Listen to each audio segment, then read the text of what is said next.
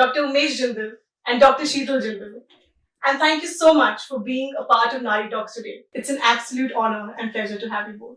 As such renowned speakers in their respective fields of infertility, that a 30-minute introduction does not cover all their accomplishments. However, for our audiences, I would like to add that Dr. Umesh Jindal is a director for Jindal IVF Hospital, Chandigarh, a pioneer in assisted reproductive technology with over 22 years of experience in the field of infertility. She was the first to start specialized services in Chandigarh, including assisted reproductive techniques such as IUI, IVF, and ICSI. She was the vice president of IFS for the year 2013-2015 and has held important offices in regional and national societies. She has more than 40 publications in national and international journals. Currently, she is the president of Chandigarh Obstetrics and Gynecology Society. Dr. Sheetal Jindal is a consultant at Jindal IVF and Sant Memorial Nursing Home, Chandigarh, with over 6 years of experience in infertility and high-risk pregnancy. In addition, she has extensive experience in the field of laparoscopic surgery. She is a member of several national and international societies and has presented papers in many important forums. She has a keen interest in reproductive genetics. Thank you so much. Thank you, doctors, for being here today. So the topic we've taken up is to celebrate the World Breastfeeding Week 2020 and to raise awareness about protecting and promoting breastfeeding support for both mothers and infants. Congratulations for taking this topic. It's a very, very important topic which you have selected. Thank you so much. And we are very happy to be part of it. Thank you. So my first question is for Dr. Jindal. Dr. Umesh Jindal, we have seen that many women who opt for IVF or any sort of assisted reproductive techniques are so focused on getting pregnant that they're not able to focus on the relationship between breastfeeding and pregnancy. In your experience, do you think that women who've undergone IVF have a higher risk of breastfeeding failure? And what are some of the challenges that you've seen for IVF women when it comes to breastfeeding?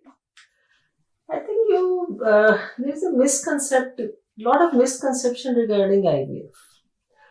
IVF pregnancy is as natural as any other pregnancy once conception occurs. All the problems, all the benefits, everything is there as would happen in a natural pregnancy. Mm-hmm. Even in a natural pregnancy, the woman starts thinking about lactation only once the baby starts kicking.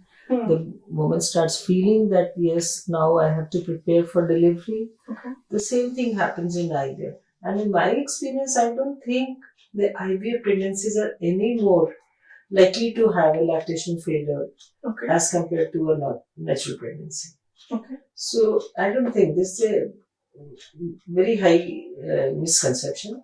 On the contrary, I would like to say that even in those women where pregnancy occurs with assisted reproduction techniques after the menses have stopped, or even in very older women, lactation happens like any other natural pregnancy. Okay. So, but are there cases, older women or age, does that affect the lactation process? No. No. Okay. Not per se. Okay. So I would just like to, add a few things to it. Yeah.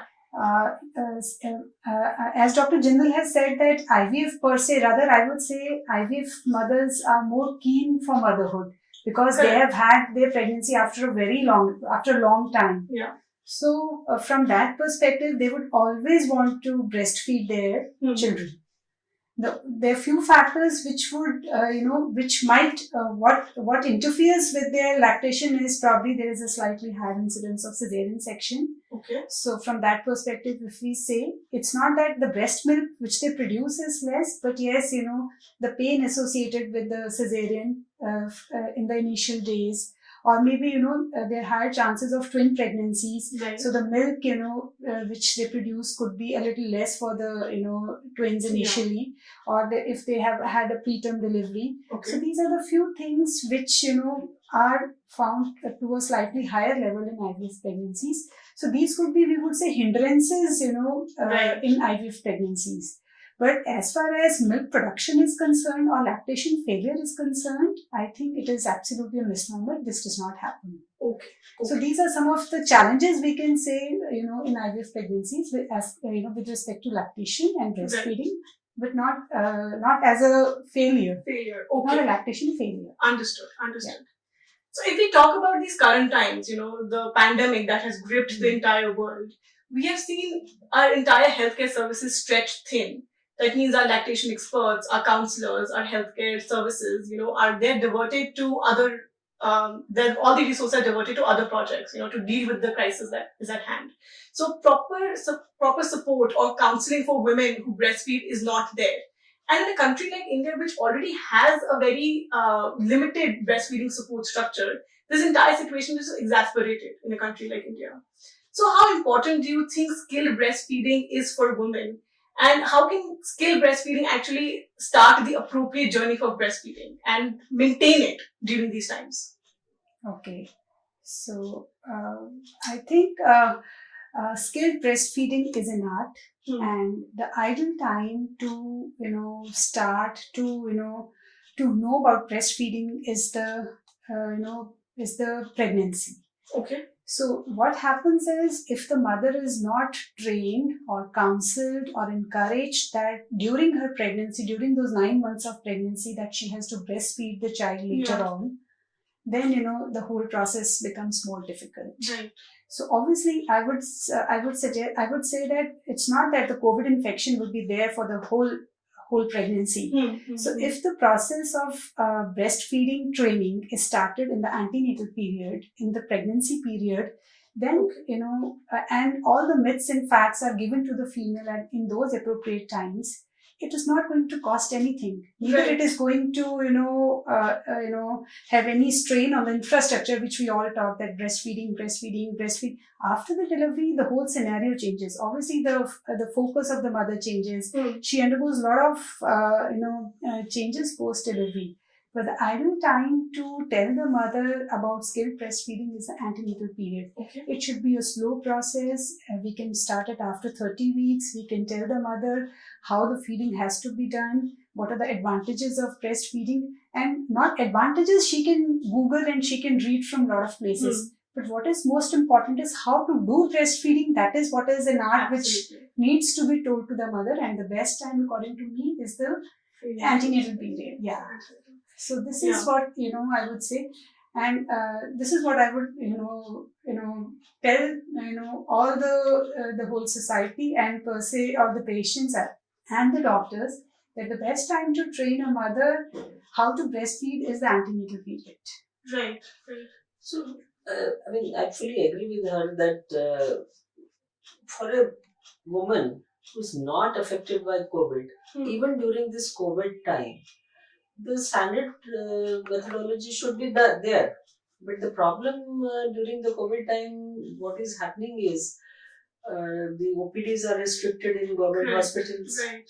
The time is restricted. You don't want exposure. Even even doctors are avoiding touching the patients. The patients are avoiding being touched by the doctor. Correct. So there are issues where this training is getting hampered. The second problem is the diversion of resources, and as well as there is a stress on early discharge from the hospital, and patients also want to get back to their safe confines of their home as early as possible. So there is hardly any time for any health worker to train them or to detect any early problems so that they can intervene early. So this is creating additional problem. We also had calls from the patients who had some lactation problem, and we will not call them, try to help them. Since we are a non-COVID hospital, we are a little better placed. Right. But the majority of deliveries are taking place in government hospitals. That's true. They are not able to help the patient even if they have problems. So COVID is, having a toll on this very important aspect. And WHO has warned about two things. Right. The long-term impact of COVID on the children's health. The one is on lactation. Yeah. The second is on immunization. Because many countries' immunization program has suffered because of this resource crunch and social distancing. Right. No, absolutely true. And I think what Dr. Sheetal mentioned that, especially during these times, if the support can start during the antenatal stage, it can actually help, post-delivery a lot. Even if there's shorter duration of stay for a mother or proper resources are not there, if she has support, during that becomes even more important during this time. That becomes more important during these times. Absolutely. Yes. Dr. Jindal, you mentioned, about the possible, problems for COVID transmission and for mothers especially during these times. So, a lot of studies have been conducted, that have tried to develop a correlationship between the COVID transmission and breast milk. But a lot of studies have actually, come back and said that there's not sufficient data to actually warrant any negative transmission or vertical transmission of COVID-19 from the mother, from an affected mother or a suspected mother to a child. In fact, they're saying that if you separate a mother and a child, that's in fact more negative for both parties rather than this fear that there will be a transmission. And even mothers are very fearful right now, even if they're normal and they do not have COVID, they're fearful that what if I get COVID and I go to transfer to the child. I would like to answer this question a little more detail, if you don't mind. Yeah, absolutely. See, we have to understand that whatever we are discussing, it starts from a theoretical risk. What we are talking about is a theoretical risk that virus can be secreted in all body secretions. So breast milk is also one of them. Okay. Right? So few studies there, we don't have lot of studies because you don't get too many pregnant women having COVID and then giving you samples. So not many studies are there. But whatever studies are there, they are very reassuring, I would say. Right.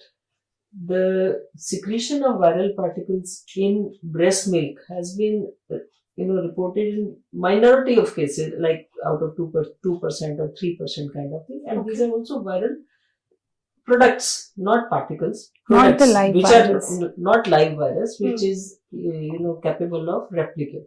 Okay. But it's very difficult to interpret on the basis of one or two. So, and plus this is only applicable to those women who are actively having COVID disease. Women who are not having COVID disease, there is no risk.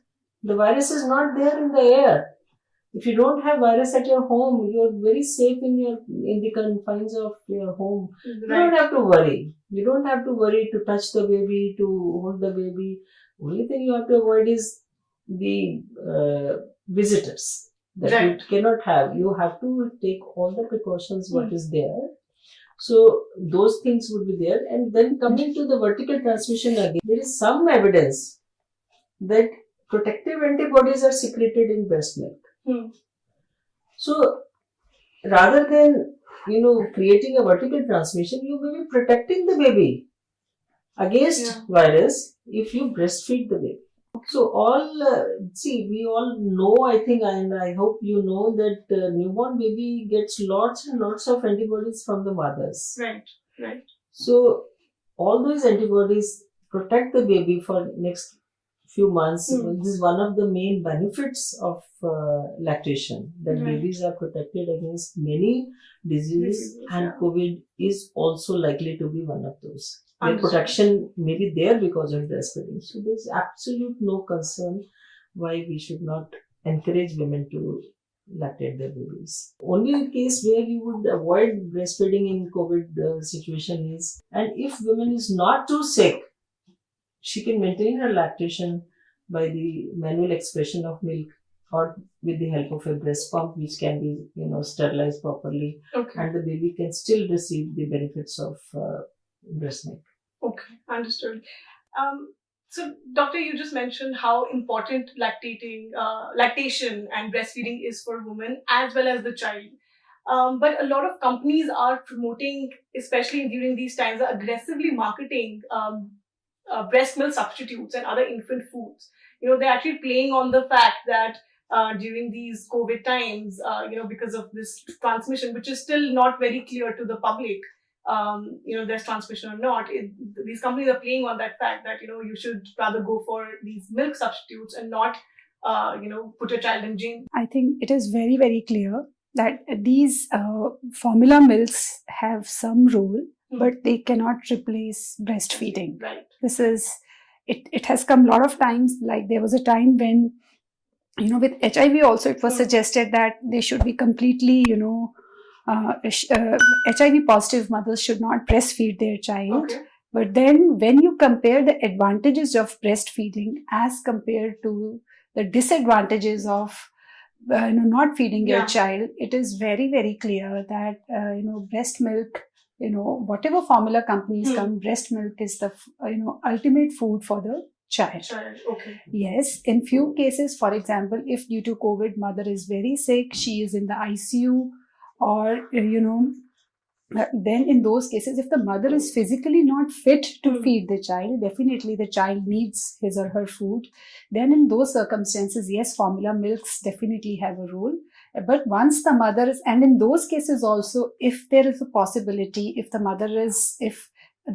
expressed breast milk can be taken out from the mother, it should be that gavach feeding should be done to the child. It is very clear. Okay. Number two, especially with respect to IVF, if we, in case of twin pregnancies, when the milk is insufficient, the total amount of milk which is coming, if it is insufficient, yes, IVF mothers sometimes with multiple pregnancies, they have to depend on the formula milks for to meet the requirements of the child, of the baby. And in other cases, especially during preterm deliveries, which has a slightly higher incidence in IVF pregnancies, in such scenarios also, yes, for the initial times, they might have to depend on the formula milks. Okay. But formula milks is never a substitute for breastfeeding in any of the diseases, whether it is COVID, whether it is any other. Breast milk has so many advantages. It connects, there's a permanent bonding which occurs if the mother is breastfeeding the child. And, the mother passes off so many protective antibodies to the baby. Then, the sleep patterns, the incidence of the sleep patterns are good, if the child is, breastfed. Then the incidence of allergies is so low, if the mother is, breastfeeding the child. So compared to all the advantages and that protection, that bonding which happens with the breast milk, formula milks can never be a substitute. Right. So from that perspective, yes, in few cases where the mother is unable to, yes, formula milks have their role, but not otherwise. But that doesn't mean that, formula milks in COVID times, you have to, no. An asymptomatic mother or mother with a mild infection should breastfeed her baby. Right. The marketing part, as far as I know, the formula feeds, they cannot be marketed directly. Right. They only have to be done through ethical marketing, which means through the doctors. And but we have so many social platforms these days where so many misinformation can be there. Yeah, exactly. But as a law, government does not allow, I'm not saying promote, does not allow any marketing for formula feeds for any of the diseases. Absolutely. There, in fact, about 2 decades ago, there are a lot of legal restrictions on marketing and promoting, unethical marketing and promoting. Yes. Now it's not possible. Right. Legally, it's not possible at all.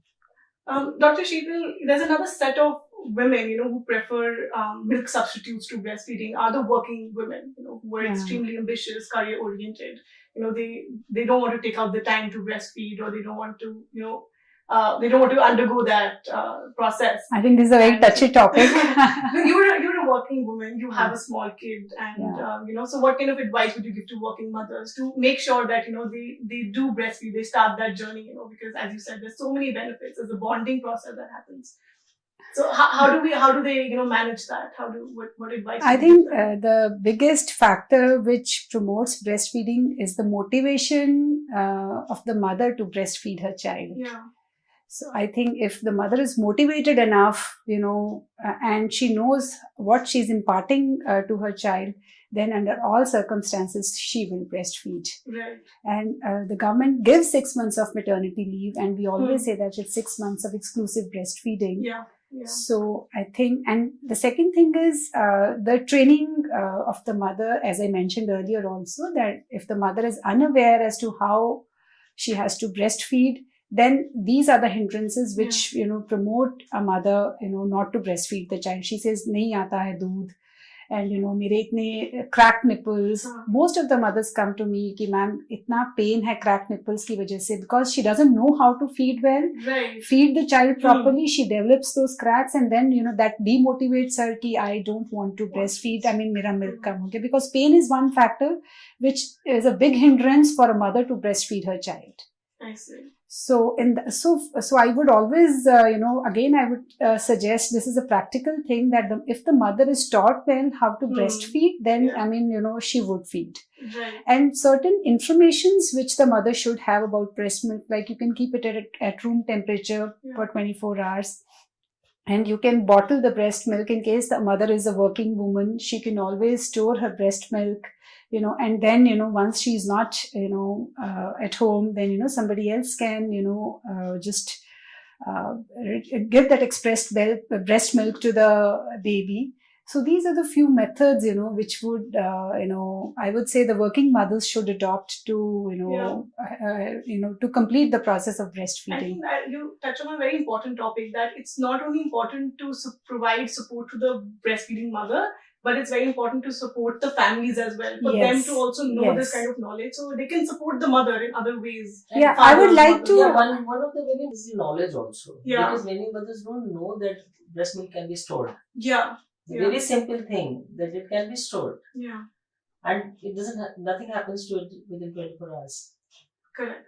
So that is the thing. If you're going, you can store it and then feed the baby, and then by evening you're available. Right. That's true. So, and also a lot of times, the elders in the family would say, why you are troubling yourself, you just, you feed one formula, you feed, one bottle of formula milk, you will be at ease, So I think if the mother is already working, she's half of the time she's not there with the baby. And in the evening when she comes, then even if, then also if she's not breastfeeding, so then you can understand how much the bond is developing between the child and the mother. Right. So I think working women should all the more, whatever time they get, they should breastfeed, their babies, Absolutely. Yeah. No, that's extremely important. And family counseling is as important. Yeah, and I think they need family support. Families, these are the places, where husbands can help, they cannot, they can support the child when the child is crying at night. Yeah. Most of the Indian husbands, they just don't bring up the child, in the sense that they do not know how to handle the child. Yeah. So when the mother is already working, she's under a lot of stress. Yeah. So here the father and the family's role is actually there. If they can support the mother enough, it would be much easy for her, to breastfeed and, do her job. Right.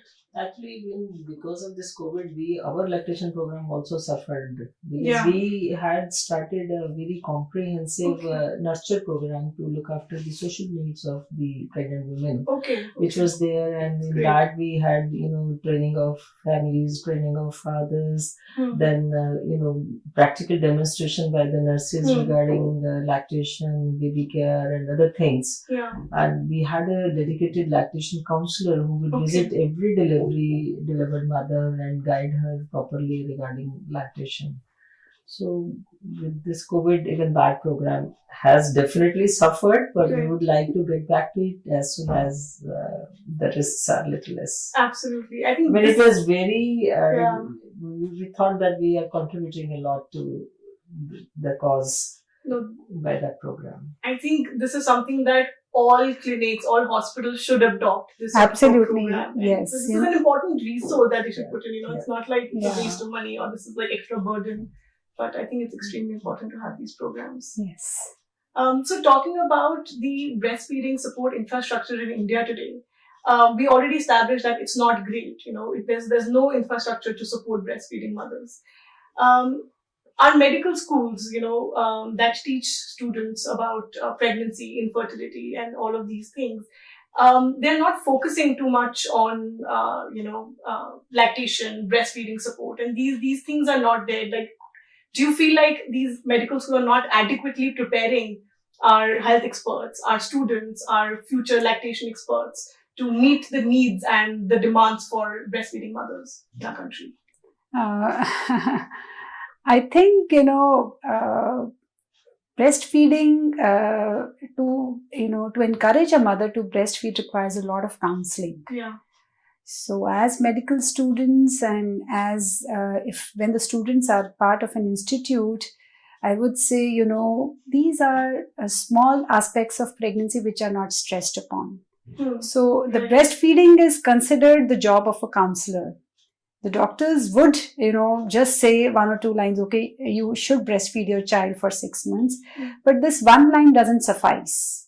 You have to, spend time with the lady antenatally, but and in the post delivery, so that all her doubts are cleared. She's made to understand how to breastfeed. Yeah. But unfortunately, the medical schools, the scenario is that we have such busy OPDs, we have such busy work schedules, that these small things are definitely, overlooked. Yes. Yeah. And, I would definitely say, yes, this is, so if you talk of wholesome pregnancy support, then yes, breastfeeding is a very important part. Most of the doctors understand, but I think it's a lack of time, which, Yeah, but I would like to add here that this lactation support is practically a part of nursing care. The birth attendant or the post-delivery maternity care or midwifery, what we traditionally say. Because nurses are there round the clock with the patient, ongoing shifts, but they are there with the round the clock with the patient. And lactation support requires time. One session of lactation may last from anything from 20 minutes to 40 minutes. Okay. And unless some supporting person is there all that time, it will not happen. Lactation is a part of curriculum of midwifery in most of the nursing schools. Okay. But they do not get that much practical training. I see. For that, we need to have extra, care, extra training, and experts who can train them. And lactation is one area which comes with experience, with compassion, and with patience. Right. So, I think the nurse attendant is the most important person who can help these women. Right. Dr. Jindal, you've also traveled around the globe. You've also worked in the US. Do you see a difference in the trend in other countries? I think the basic difference, I would say, is in nursing care. Nursing care, okay. The nurses, they really, they are much better trained. Okay. To take care of the baby or to the mother and to take the needs of right of the baby. So I think there we need to improve a lot. There's a lot of scope or the gap which is there, which can be improved. Okay. So then what are the other strategies and methods that government and other health organizations such as yourselves can adopt to promote and protect, the support and counseling for breastfeeding mothers better? I think you are doing a very good job by promoting this. So social awareness is very important. Yeah. And I think it's the attitude of the women which has to change. I see. Yeah. And it is changing. Yeah. This is what I feel. It is changing. It is. And I think the attitude of the society also. When a mother is breastfeeding, I don't know, at least a couple of years till I started breastfeeding, I realized, that a female who is breastfeeding in open is a little looked down upon. It is. So, that attitude has to change in the society. Yeah. And, then, people should encourage, people should support a female, if they see someone around, breastfeeding, whatever support or whatever area, even in malls, even in, regular places, even in shops, if there is a small place, where a mother can breastfeed her child, I think that would be great. This is one, I would hardly, except for bigger malls and all, I would hardly see as a female, when I used to, I was just shopping around and my child had to, I had to feed my child. Yeah. I was always looking for a space, where I can sit and just breastfeed my kid, Right. So I would have that shield, which is that cloth which you, just wear. And then, once I was traveling, I was in Singapore, and what I saw was that female was, she had gotten her kids to the zoo. And, she was wearing that wired, breastfeeding apron, and she was walking and she was just breastfeeding the child. Oh, wow. So when I just liked the idea, I think it was just the attitude of the female, that, and nobody, and, probably, few of them, didn't even know that she was breastfeeding. Yeah. And those who knew, they were like, okay, yeah, she's breastfeeding. So it is like, I think the attitude has to change. Yeah. Plus, if the society is a little mindset. more supportive, if it gives space to the lady, I think that would be... Absolutely. That would be great. That is something India needs to adopt. The attitude. Exactly. Yeah. Apart from infrastructure, I think it's the mindset. The availability of crutches and Yes. availability of other facilities. Right. Okay, thank you so much. I think we've come to the end of our session today, and some great insights and some great knowledge has been shared. Thank you so much for being here with me in NariTalks. And congratulations, Sonali, for raising this topic once again. And the last minute message to the masses: lactation is something which is so natural, but it has problems, and it needs a lot of motivation and guidance and determination. Determination of the woman is very important, and nothing, no COVID, no HIV, no other disease can have more risks than as compared to the benefits which lactation gives to the baby and the mother. One more thing, if you have lactated your child well enough, you will always feel proud of it. Yes, So absolutely. I have not met even a single mother, who has lactated her child, properly. In the end, 10 years down the line, she always feels, yes, I did justice to my child. So I think lactation is something, which every mother should do for as long as possible, at least for a minimum of 2 years, I would say. This is the best gift you can give to your child. That's a wonderful message. Thank you so much, Thank Dr. you. Sheetal Jindal. Thank Thank you so you. much, Dr. Umesh Jindal. Thank you.